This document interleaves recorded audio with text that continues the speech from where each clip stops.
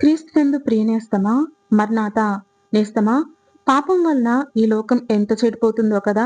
ఈ లోకంలో ఎవరునూ నిత్యానందం పొందలేరు. పాపం వలన వచ్చు జీతమైన మరణంను తప్పించుకోలేరు.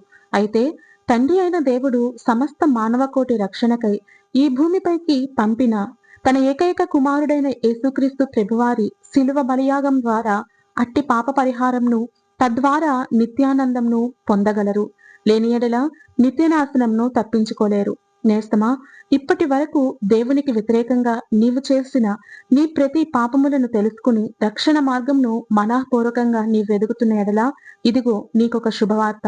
నేస్తమా, నా పాపములను బట్టి నాకు రక్షణ క్షమాపణ ఉంటుందా అని నీవు సందేహపడకు.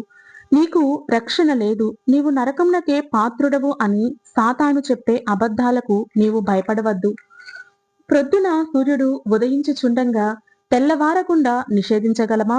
నిషేధించితేనే గాని పాపి యొక్క చీకటిగల మనస్సులో ఉదయించు నీతి సూర్యుని వెలుగు ప్రకాశింపకుండా ఆటంకపరచలేదు. కనుక నేస్తమా, ధైర్యం తెచ్చుకో. ఇప్పటి వరకు నీవు రక్షింపబడకపోయిన వాడవైనా సరే, రక్షణ పొంది పడిన స్థితిలో ఉన్నా సరే, నీ హృదయంలో, నీ జీవితంలో తప్పక నీతి సూర్యుడైన ఆ యేసుక్రీస్తు ప్రభువు ఉదయిస్తారు.